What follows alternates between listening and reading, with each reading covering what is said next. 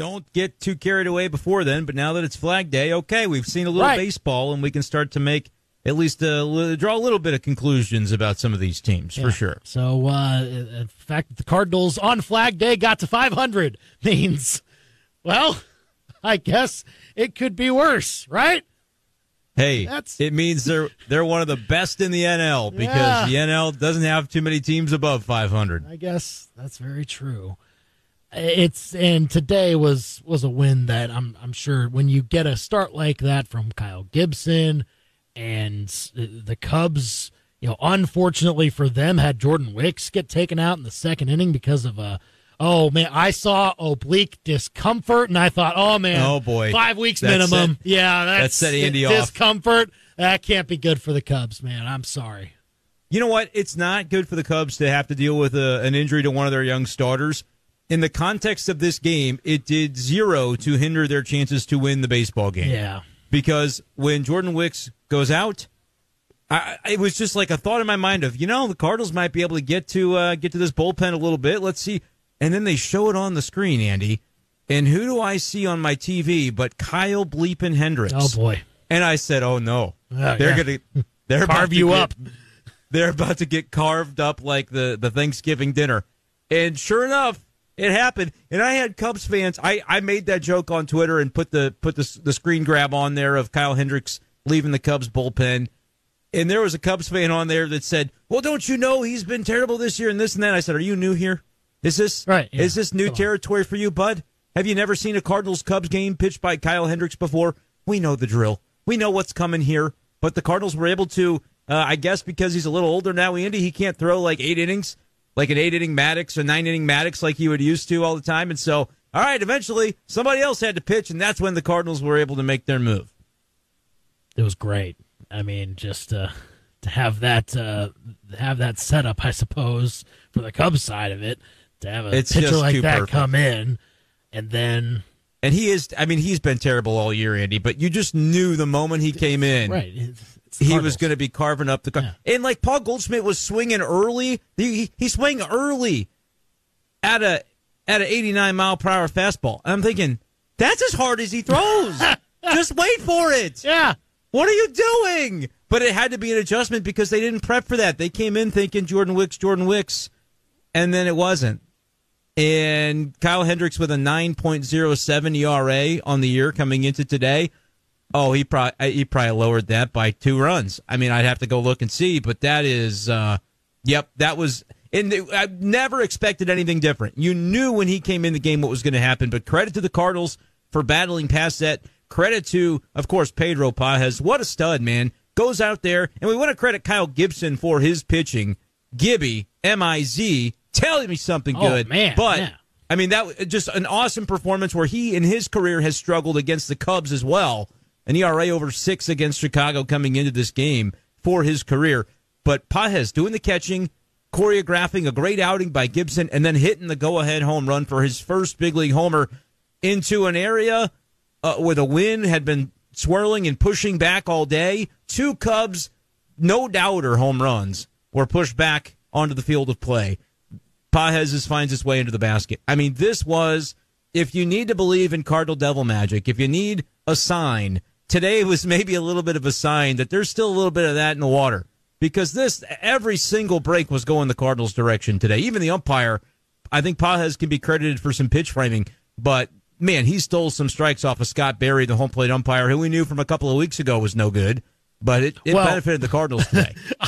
I mean, he proved it in this game, though, because I think it was I can't remember who was up when they had that pinch runner at third. It was before the ground ball to Gorman where he cut the runner Pete Crow down. Armstrong was at third. Pete Crow Armstrong. But batter should have been out on a strikeout on the 4th pitch of the at-bat. So much so the app had it. I mean, yeah, the app had it as a called strike. The live stats app called it a called strike, not just saying that we're showing a ball in the zone, but it was called a ball. It shows up green. Yeah. No, it showed up red because there's no way the umpire called this a strike, right? No. As a matter of fact, called it a ball. You meant, but I know what you're saying. Come on, yeah, unbelievable. But mostly, other than that one. Which that one didn't even hurt the Cardinals either because the next pitch ended up turning into a defensive gem and worked out with the play at the plate. Yeah. But yeah, that's the one call that didn't maybe go the Cardinals' way. I can't wait to see the report card on the umpire.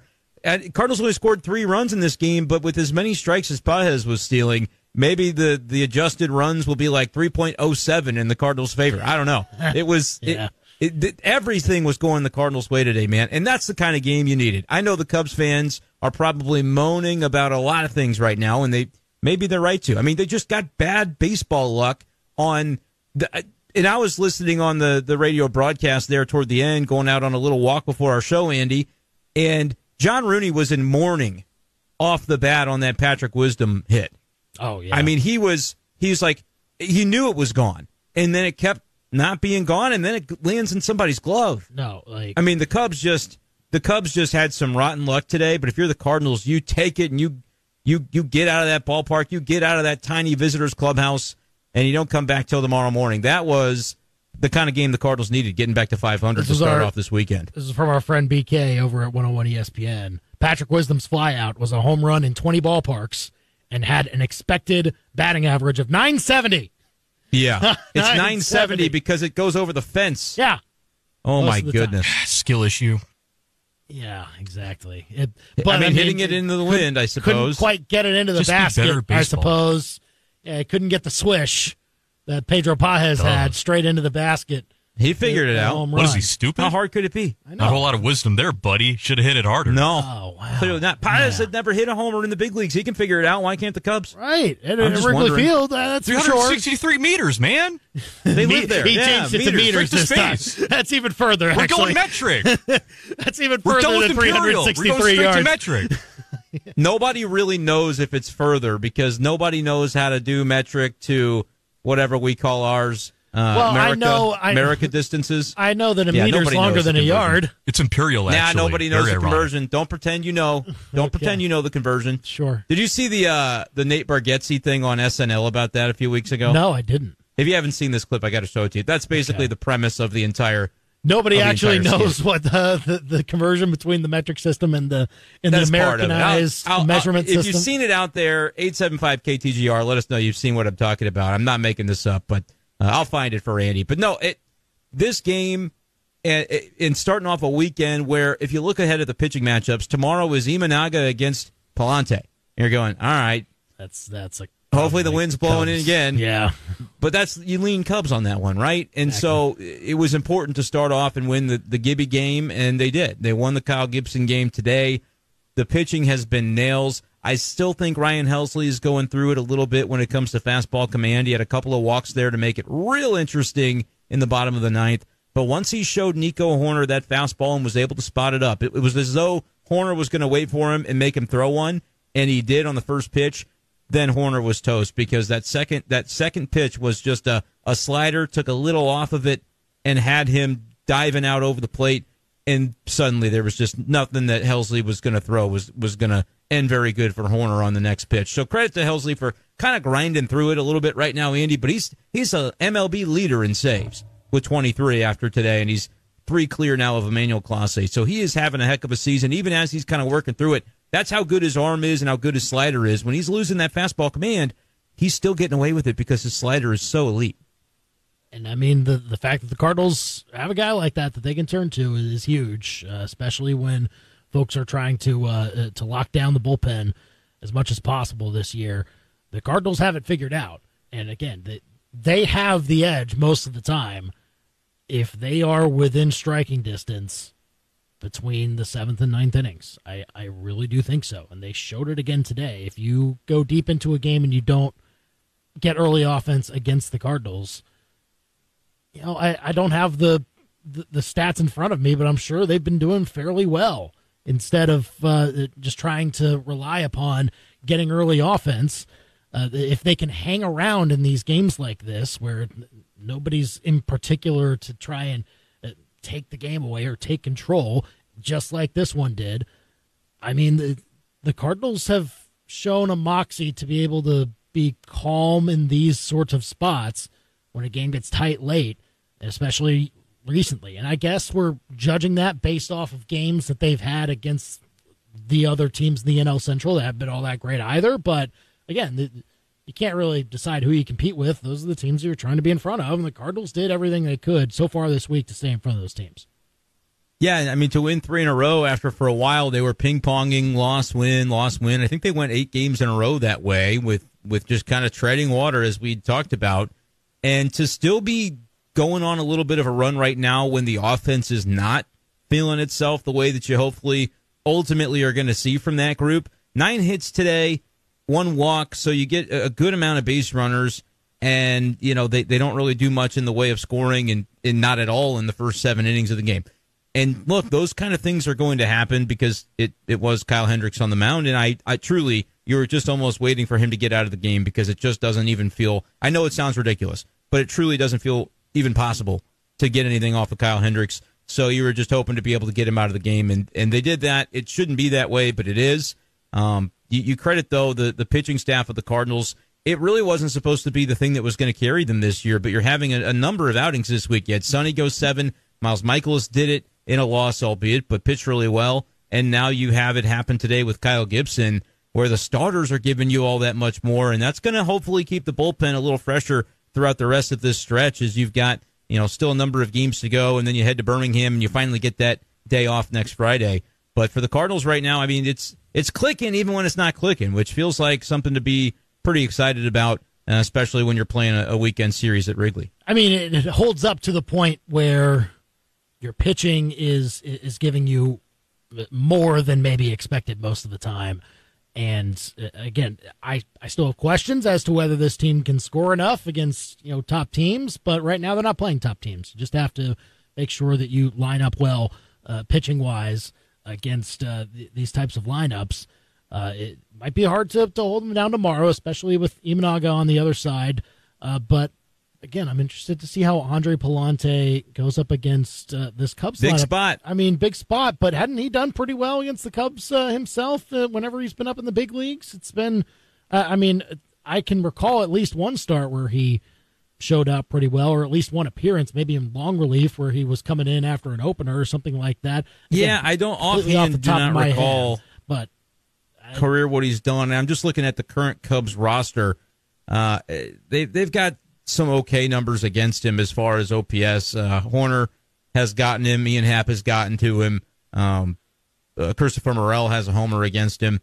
Look, he's going to be a guy that pitches to contact, and it's almost going to be you're at the mercy of the wind conditions tomorrow. Today, the wind was unequivocally blowing in, and that I wonder if Kyle Gibson, I'm sure he's maybe already had his post-game availability there in the clubhouse, if that was part of an intentional strategy of like, hey, I am going to understand what the wind conditions are, and it's going to allow me to feel a little more confident and aggressive. Even if I'm not pinpoint with my command on a pitch, I may get away with it. So make sure to pound strikes and see how deep into this game I get. I was maybe a little bit surprised that Ollie Marmol took him out after 88 pitches and went with Ryan Fernandez. Obviously, Kittredge unavailable after throwing a couple of days in a row, but you could have made a case with the bottom of the order coming up there in the 8th that Kyle Gibson was cruising along at 88 pitches. You could have sent him back out there. That is what I would have done. I would have sent him back out there, but I would have had double-barreled in the bullpen, a lefty and a righty going just for whenever that inning might have gone off the rails. You can decide based on upcoming matchups how you would like to send in the rescue team if and when you were needed to do so. But they went with Fernandez, and obviously some great defensive play and an infield-in situation, Andy, that you had to do, by the way. I'm normally anti-infield in, but there is a time and place for it, and that was it. You're at Wrigley Field. Yeah. You're in a game that nobody's really scored all day. Pages got you the one, and you're trying to see if it could somehow, some way hold up to be the game-winning run. And there's a guy on third base with good speed. You're just taking your shot. If they give up a hit, okay, great. You're going to play for the double play and get out of the inning tied. But you're trying to cut that run down at the plate at all costs. And the fact that they got it and that Gorman delivered the strike home to Pages and he applied the tag, just a really good play because that's good baseball by the Cubs in that inning. You bring in Pete Crow Armstrong, who's got good speed. He steals second base without a throw. They're able to kind of small ball their way into a situation that almost just kind of sneaks up and gets you. If you're the Cardinals, you're thinking, my goodness, we got this home run. We're about to enjoy this win, and you got to realize you're only up by 1, and the Cubs did everything in their power to make it happen, but the Cardinals' defense held serve. Very complete game by the Cardinals, even though I would say the offense did sort of lag behind. You got the clutch hits in the situations where you needed it late, and Wrigley Field kind of happened in the 9th to give Helsley a little bit more room to breathe. with some of the way that just weird things happened in that ninth inning that the Cardinals were able to get that insurance. It's a very well-rounded game by the Cardinals all around. They needed it, for sure, to start that series on the right foot, because it's an important series. 875-KTGR if you want to call or text us, and we'll get more thoughts on the NL Central race coming up later on. I mean, I will say, though, Kyle Hendricks shaved a full run off of his ERA. What was it, 9.6 coming in? It was over 9. Yeah, now it's 8.2. 8.20 on the ERA Ace. for Kyle Hendricks. Yeah, almost a run gone from it, and we're in June. You know, he's not pitched a ton, but he's pitched a decent amount for that to be the case. So. I mean, Kyle Gibson now is down to 3.44, and what a signing, by the way, by John Mozeliak. Right? We're gonna say the things that we think Mo needs to do better at. We're always gonna be out front about that. But when he does something well, we should give credit. And this was a signing that I think when the Cardinals signed Lance Lynn, everybody said, "Okay, I get that. You need to have some innings eaters." And then Lynn hasn't really been that. That's another story. But then with Gibson, it was like, all right. It's like a trend now. We're signing the old dudes. Right. It's like, and they signed them both at the same time, and you're like, yeah, but you already are signing Lynn. Do you need this Gibson? I mean, he won a lot of games last year for Baltimore, but not great numbers, not great ERA. He knew what he was doing. Cardinals knew what they were doing going after Kyle Gibson. And for as good as he's been on the field, I think he's even a better character guy and clubhouse guy for this team, which is, I think both things are equally important. Obviously, it matters to have a 3.5 ERA and be able to go out there and shove every now and again and throw a great game against the Cubs at Wrigley like he did today. But I think the tangible impact that he has on his teammates and just the overall encouragement, positivity, vibe of the team, that's just the kind of guy that Kyle Gibson is. And I do think it matters and has an impact on those around him. He's been aces for this team. And yeah, if the season ended today and you're a Cardinal team in a wild card series, I'm lining it up. Sonny number 1, Kyle Gibson number 2, and there's no question in my mind about that. Wow. Who would have thought, right? At that point? He's been awesome. I mean, I'm already thinking maybe that option feels pretty good for next year. I mean, the way it's going right now. Third time this year he's gone 7 innings, by the way. Third time. And he's never gone less than 5. I think only maybe once he's gone less than 6. I mean, he's been...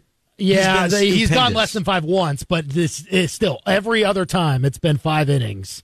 And remarkable. More than half the time it's been at least 6. I mean, yeah, he's had one game less than 5. You're right, and then 1 of 5, exactly 1 of 5 2/3, and then he's lining up 6, 6, 7, 6, 7, 6, 6, 6, and then today 7. I mean, he's just nails, innings eater to the nth degree. What he's been able to do for the Cardinals so far, and it's long way to go in the season, and durability is important, but you got to love what you're seeing so far from Gibby.